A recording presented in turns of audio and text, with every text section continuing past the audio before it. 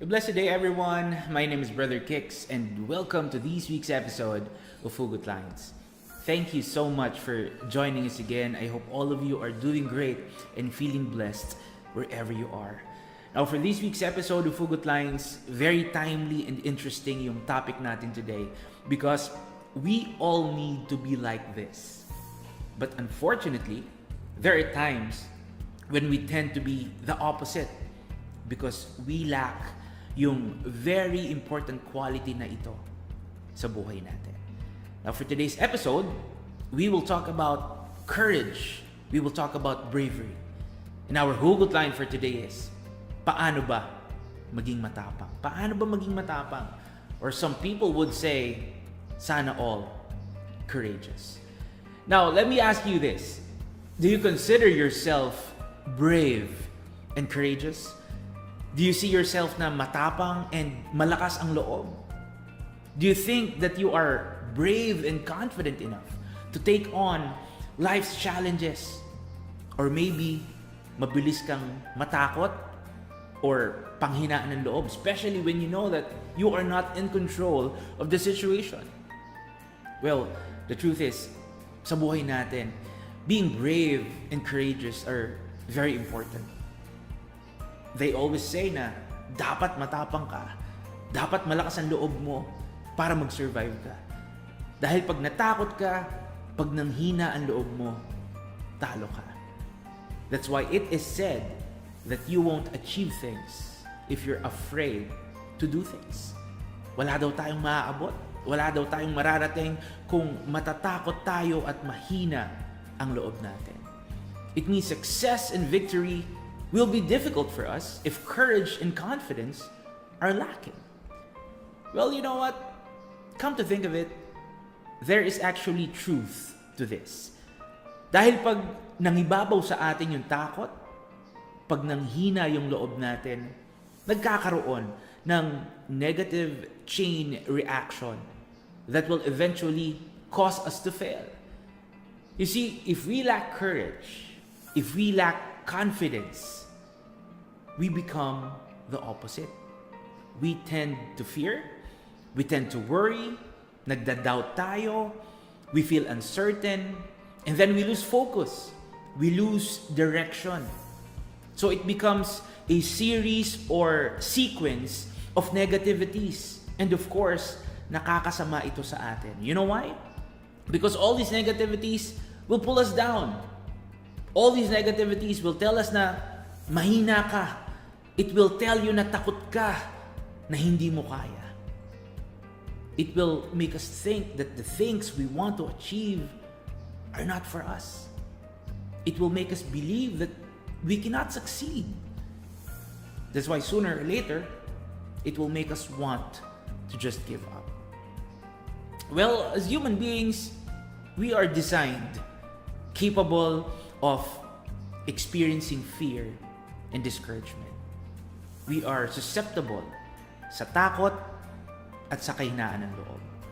Kahit gustuhin nating maging matapang all the time, chances are, pwede pa rin mangibabaw sa atin yung takot, pwede pa rin tayong panghinaan ng loob.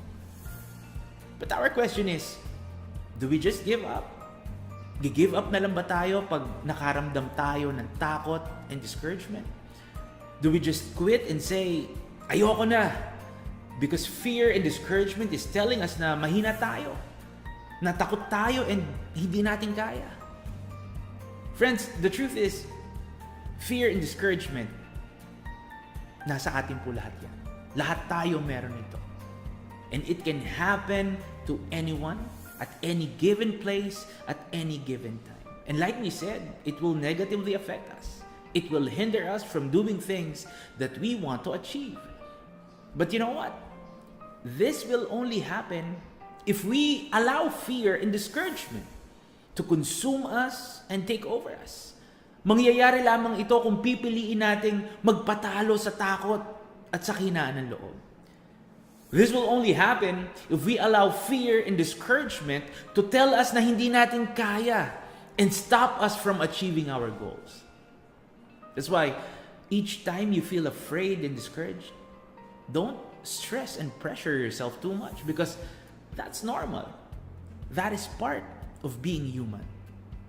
But instead, ang isipin mo is you can always overcome fear and discouragement. Ang isipin mo is that you are stronger than what is causing you to fear and to be discouraged. Don't let fear and discouragement pull you down and stop you from succeeding. Don't let fear and discouragement decide for you and tell you na mahina ka at hindi mo kaya. Instead, turn your fear into strength. Turn it into motivation. Yung discouragements mo, gawin mong opportunities to improve and better yourself. Because the truth is, fear and discouragement are only tools. These are just tools to hinder us and stop us. The one really stopping you from succeeding is yourself. Every time you allow fear and discouragement to get the best of you, ikaw mismo ang pumipigil sa sarili mo para hindi ka mag-succeed. That's why, keep in mind, friends, to feel afraid and discouraged, it's just normal. But it is also a choice. It means you can always choose to defeat and overcome fear and discouragement kung gugustuhin mo.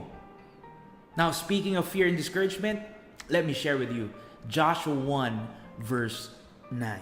It says, "Have I not commanded you? Be strong and courageous. Do not be afraid. Do not be discouraged, for Yahweh your Elohim will be with you wherever you go." Hallelujah. Again, fear and discouragement will definitely bring us harm than good. It will gravely affect us and it can cause us to fail in life. That's why Yahweh is telling us now to be strong and not to be afraid. Yahweh is telling us now to be courageous and not feel discouraged. You know why? Because Yahweh wants us to prosper and succeed in life. Gusto ng ating Amang Yahweh mag-succeed tayo sa ating mga buhay. That's why He is telling us now not to fear and not to be discouraged. I know not being afraid and discouraged can be hard. It can be difficult. Lalo na kung tayo ay dumadaan sa mga pagsubok, but always keep in mind that it is possible. Pwede, kaya natin if we will choose to be strong and courageous. We can always defeat and overcome fear and discouragement kung gugustuhin natin. Kailangan lang natin maniwala at magtiwala that no matter what, our Almighty Father Yahweh is always with us to help us out and to fill us up with the strength and the courage that we need para tayo mag-succeed. Hallelujah! Once again, thank you so much for joining us today. My name is Brother Kicks, and see you all again on the next episode of HUGOT Lines. Always keep safe, and may Yahweh continue to bless us all. Hallelujah!